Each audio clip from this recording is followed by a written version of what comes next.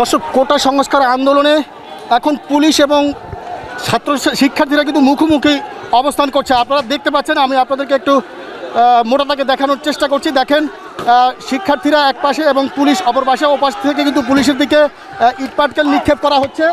আসলে যেভাবে ইটপাটকেল নিক্ষেপ করা হচ্ছে তাতে আমরা অনেকটা ঝুঁকির মধ্যে রয়েছি। কথা ছিল কিন্তু কিছু শিক্ষার্থী এসে পুলিশকে বুঝিয়েছে যে তারা অপর প্রান্তে যারা শিক্ষার্থী রয়েছে তাদের সাথে কথা বলছে এবং তারা যেন ইটপাটকেল না মারে, তাদের সাথে একটি মিনিমাইজ করবে, একটি কম্প্রোমাইজ করবে, পুলিশের সাথে আলোচনা করবে। সেই শর্তে কিন্তু পুলিশও তাদের দিকে এগিয়ে গিয়েছিল নতুল্লাবাদ বাস স্ট্যান্ডের ঠিক মুখটায়। কিন্তু পুলিশ কিছু দূর যেতে না যেতেই শিক্ষার্থীদের যে একটি অংশ তাদেরকে বোঝানোর চেষ্টা করেছিল, তারা কিন্তু বুঝতে চেষ্টা না করে বরং পুলিশের দিকে এগিয়ে এসে এক পর্যায়ে আবার ইটপাটকেল নিক্ষেপ করে। দর্শক, আপনারা জানেন কোটা সংস্কার আন্দোলনের আন্দোলনের কারণে কিন্তু আজকে স্কুল কলেজ সব বন্ধ ঘোষণা করা হয়েছে এবং এই বন্ধ ঘোষণার পরপরই কিন্তু এখন শিক্ষার্থীরাও কিন্তু তাদের আন্দোলনের কৌশল পাল্টেছে। অর্থাৎ তারা কিন্তু স্থানীয়ভাবে বিভিন্ন এলাকায় বিভিন্ন অলিগলি থেকে পুলিশের দিকে ইটপাটকেল নিক্ষেপ করছে তাদের দাবি আদায়ের লক্ষ্যে। আমরা কিন্তু কিছুক্ষণ আগে দেখেছি পুলিশের রাবার বুলেটে একজন দোকানের কর্মচারী কিন্তু আহত হয়েছে এবং তাকে শেরেবাংলা মেডিকেল কলেজ হাসপাতালে নিয়ে যাওয়া হয়েছে। পুলিশের পক্ষ থেকে কিন্তু বেশ কয়েকবার রাবার বুলেট নিক্ষেপ করা হয়েছে। কাঁদানি গ্যাসের গন্ধে এখানে থাকা আসলে দুষ্কর হয়ে পড়েছে, নিঃশ্বাস বন্ধ হয়ে যাওয়ার মতো উপক্রম এই মুহূর্তে। তারপর আমি আপনাদেরকে একটু বোঝানোর চেষ্টা করছি। দেখেন, আমরা রয়েছি নগরীর নতুল্লাবাদের যে একদম টার্মিনাল যে মূল পয়েন্টটি, এখানে শিক্ষার্থীরা আন্দোলনের তাদের সপক্ষে কিন্তু স্লোগান দিয়ে যাচ্ছে পুলিশের সামনাসামনি। তারা সামনাসামনি হয়েছে, পুলিশকে তারা উদ্দেশ্য করে ভুয়া বলে যে স্লোগান দিয়ে যাচ্ছে। পুলিশ কিন্তু তাদেরকে নিবৃত্ত করার চেষ্টা করছে। তাদের ছাত্রছাত্রীরা তাদের আন্দোলনে অনড়, তারা কিন্তু যানবাহন চলাচল বন্ধ করে নতুল্লাবাদ বাস স্ট্যান্ডে প্রতিবন্ধকতা সৃষ্টি করে রেখেছে এবং দুপুর থেকেই কিন্তু এখন পর্যন্ত যান চলাচল বন্ধ রয়েছে। যাত্রীরা চরম দুর্ভোগে রয়েছে। যারা দূরপাল্লার বিশেষ করে যেসব যাত্রীরা রয়েছে দূরে যাওয়ার উদ্দেশ্যে রওনা হয়েছে, তারা আসলে কতটুকু যেতে পারবে সেটিও সন্দিহান। শব্দ শুনছেন আপনারা, মুহুর্মুহুর শব্দগুলি, পুলিশের টিয়ার সেল নিক্ষেপের শব্দ, গোলাগুলির শব্দ, চারদিক থেকে ইটপাটকেল, আল্লাহ, চারদিক থেকে ইটপাটকেল নিক্ষেপ হচ্ছে।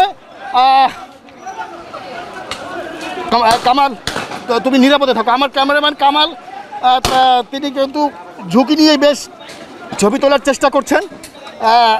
নিঃশ্বাস এই মুহূর্তে ঠিক আমাদের বন্ধ হয়ে যাওয়ার উপক্রম, কারণ কাঁদানি গ্যাস ছোড়া হয়েছে। কামাল, নিরাপদে আসো। পুলিশের সাথে সাধারণ শিক্ষার্থীদের যে কথোপকথনের একটি সেশন তৈরি হয়েছিল সেটি কিন্তু আসলে আপাতত আবার ভেস্তে গেল। এখানে আপাতত নতুল্লাবাদের যে যানজট সেটি খোলার সেটি সমাধানের যেটা সম্ভাবনা তৈরি হয়েছিল সেটি কিন্তু আসলে এখন পুরোপুরিই নাই। কারণ যেহেতু সেই আলোচনাটি করতে গিয়েও পুলিশের সাথে তাদের সেই আলোচনাটি হলো না, তাই এ যাত্রায় বলা যায় যে কখন আসলে এখানকার যানজটের এই অবস্থা নিরসন ঘটবে বলা যাচ্ছে না। কামাল ছাড়ো, কামাল। হ্যাঁ, ছাত্রদের ছোড়া ইটপাটকেলে একটি ইট ছুটে গিয়ে আমার ক্যামেরাম্যানের পায়ে আসলে লেগেছে। সে তেমন একটা আহত হয়নি, কিন্তু সে চিত্র ধারণের জন্য সচেষ্ট আছে। মোটাটাকে আসলে আপনাদেরকে যেভাবে দেখানোর চেষ্টা করছি, পুলিশ তার ধৈর্যের পরিচয় দিচ্ছে, কিন্তু ছাত্ররাও আসলে তাদের দাবি আন্দোলনে, তাদের দাবি আদায়ে অনড়। তো এই অবস্থায় আসলে চারদিকে মুহুর্মুহুর শব্দ, ককটেল বিস্ফোরণ, একদিকে পুলিশ রাবার বুলেট নিক্ষেপ করছে, অন্যদিকে টিয়ার সেল নিক্ষেপ করছে। সব মিলিয়ে নতুল্লাবাদ বাস স্ট্যান্ড এখন একটি রণক্ষেত্র। আর পুলিশ মাঝখানে এখন অবস্থান করছে। বাম দিকে অর্থাৎ নতুল্লাবাদ থেকে কাশীপুরের যে রাস্তা সেদিকে ছাত্রছাত্রীদের একটি গ্রুপ অলিতে গলিতে অবস্থান করছে। আবার নতুল্লাবাদ রূপাতলির দিকে যে পথ সেদিকে যেতে একটি পথ সেদিকেও সাধারণ শিক্ষার্থীরা অবস্থান করছে। দুই দিক থেকে ইটপাটকেল নিক্ষেপ এবং পুলিশ মাঝখান থেকে চেষ্টা করছে নিবৃত্ত করার। এই অবস্থায় নতুল্লাবাদ পরিস্থিতি থমথমে পরিস্থিতি বিরাজ করছে। চারদিকে শুধু মুহুর্মুহুর ইটপাটকেলের শব্দ এবং যানজট চলাচল বন্ধ রয়েছে। চরম ভোগান্তিতে রয়েছে সাধারণ মানুষ। পরবর্তীতে আবার আপডেট আপনাকে জানাবো। আপাতত এই ছিল আমার কাছে সর্বশেষ।